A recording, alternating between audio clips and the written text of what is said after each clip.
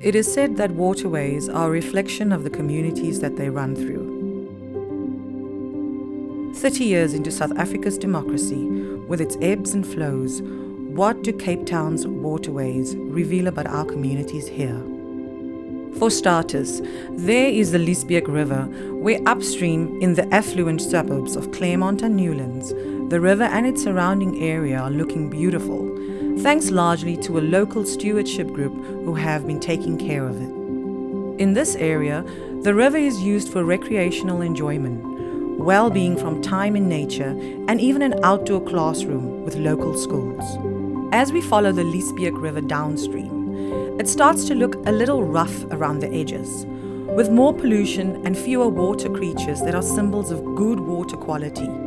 Here we also find the river is canalized, meaning its once natural edges have been framed in concrete to guide the river in a specific direction. Whereas in the past, apartheid laws prevented people of colour from accessing neighbourhoods with less degraded waterways, today it is pollution that keeps people from accessing the river for cultural and spiritual activities, such as washing away bad spirits.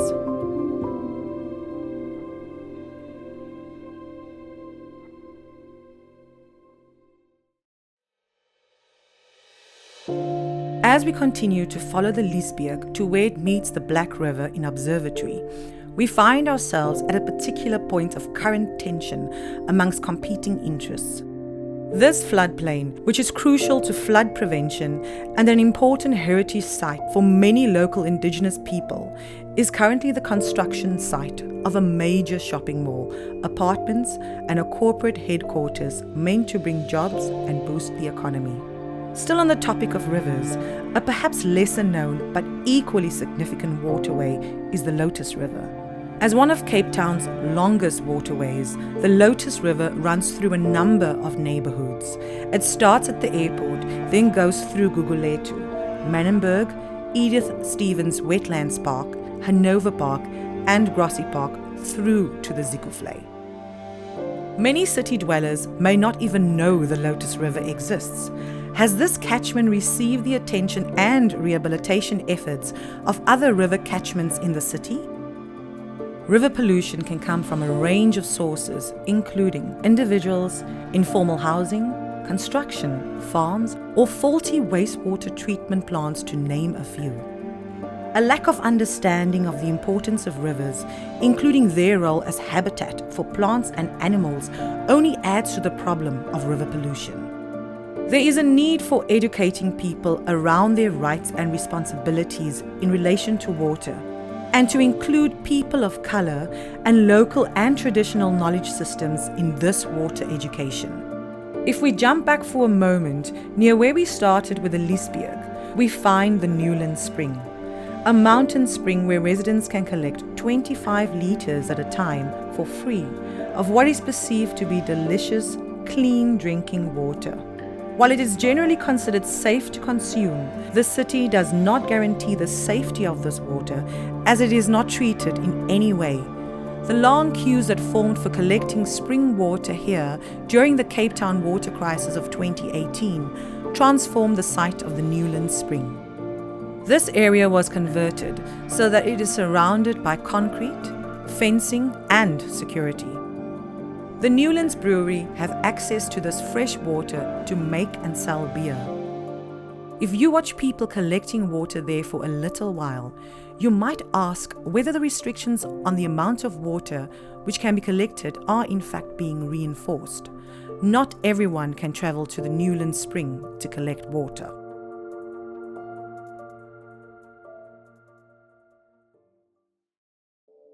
Following the city's waterways down from the mountain, we find the hidden hydrology of the Cape Flats Aquifer. This important groundwater, that's water underground that can be accessed, for example, by digging a borehole, is an important resource for food production by local farmers. Residents who own property over this aquifer and who can afford to install a borehole can tap into the supply. Many communities will move to areas where tapping into this aquifer is technically possible, but also unaffordable.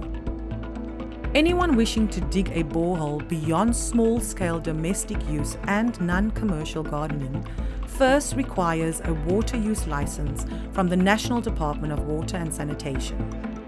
As we follow our rivers down their path to the sea, we find ourselves at the Deep River estuary and the home of the highly polluted Milnerton Lagoon. In 2021, the lagoon's entire ecosystem collapsed from sewage pollution. This place used to be home to 10% of the fish breeding grounds for the whole west coast of South Africa, but by 2021, all the fish had died, all the seagrass had died, and all the birds had fled, leaving little life to the once wildlife of Table Bay Nature Reserve. There are three key sources of this pollution. 1. Sewage infrastructure that can't cope and overflows from urban areas expanding beyond the design capacity of the plants. 2. Increasing informal housing without sewer systems, including illegal connections, sometimes connecting sewage to stormwater pipes. And 3. Sewage pump station failures, including damaged pumps causing sewage spills.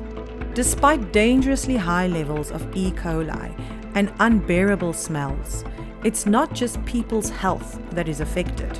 With key breeding areas for small fish collapsing and high levels of pollutants flowing into the sea from the lagoon, the impact on fishing is having negative effects on the economy and food security. There's a drop in tourism in the area, and the pollution is stopping families from swimming at Milnerton Beach, while the Milnerton Canoe Club, South Africa's oldest canoe club that started in 1961, has had to close down. Following the estuary to the ocean, but over the mountain at a different ocean, we find ourselves along False Bay at Fishhook Beach. This coastline has evidence of fish traps linked to a long indigenous fishing history. In fact, nearby and overlooking these oceans, Piers Cave was the site of archaeological findings dating over 12,000 years ago, linked to some of the area's original people and suggesting important links between the mountain and the ocean. All important parts of the South African Cabinet adopted Khoi and San heritage route. The one and only restaurant on Fishhook Beach, called The Galley, has been operating for 36 years by a Khoi woman and her family. This restaurant, site of Khoi traditional ceremonies and weddings, and a mini museum sharing Khoi culture, also part of the Khoi and San heritage route, was auctioned by the city for commercial development in November 2023.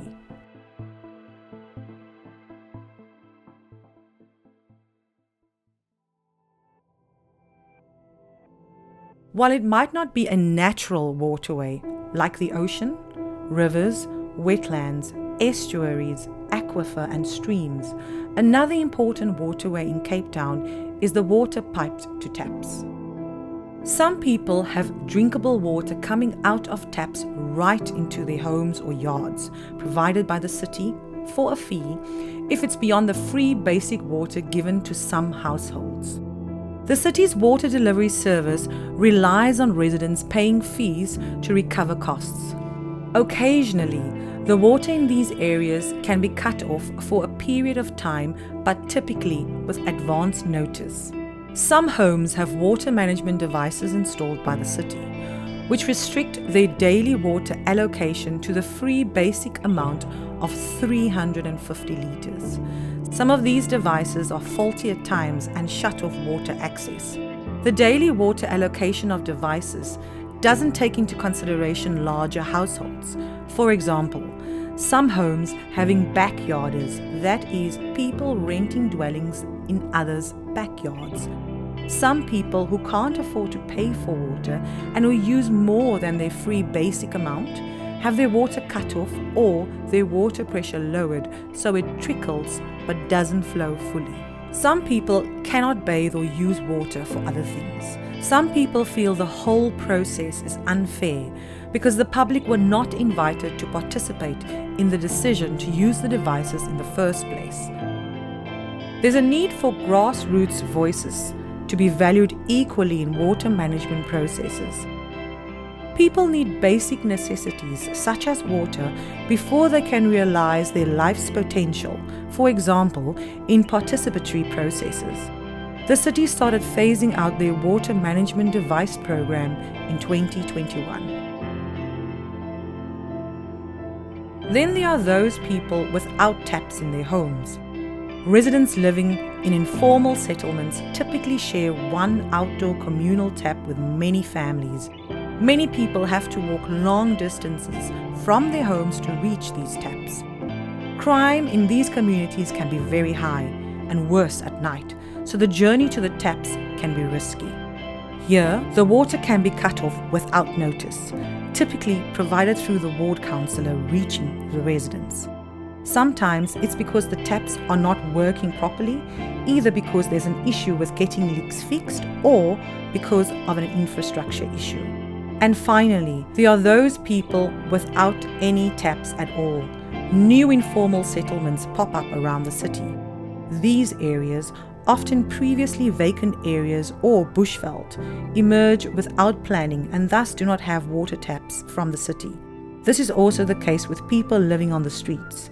Some people without taps rely on water from streams and rivers as primary water sources. While our path along the waterway of piped water looks mainly at the needs and uses of residents, it's important to note that some of the city's water is reserved for industrial users. Looking at the differences that exist between where, how, and by whom water is accessed starts to speak to notions of injustice. If waterways are a reflection of the communities that they run through, Cape Town's waterways reveal 4 key themes when it comes to understanding water justice. 1. Water access. 2. Water quality. 3. Water distribution. And 4. Water knowledge. Water access can be understood based on 2 water uses.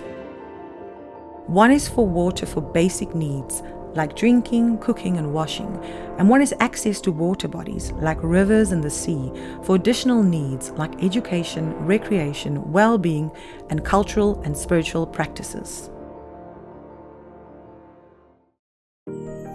Our brief tour of some of Cape Town's waterways revealed not only key water themes and issues, but also the various forms that the local water justice movement is currently taking. For example, there is a local stewardship group working regularly to keep parts of the Leesbeek River clean and beautiful. There are a number of activists and organizations, including members of indigenous movements, working to potentially halt or reverse the planned development along the confluency of the Leesbeek and Black Rivers. There are researchers and collaborators involved in a study looking at reimagining what the Lotus River could be and how to engage the communities it runs through as its custodians.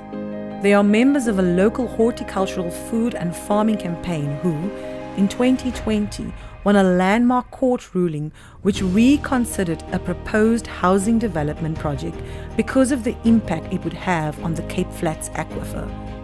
These activists continue to do a lot of work around advocating for the appropriate use and management of the Cape Flats aquifer.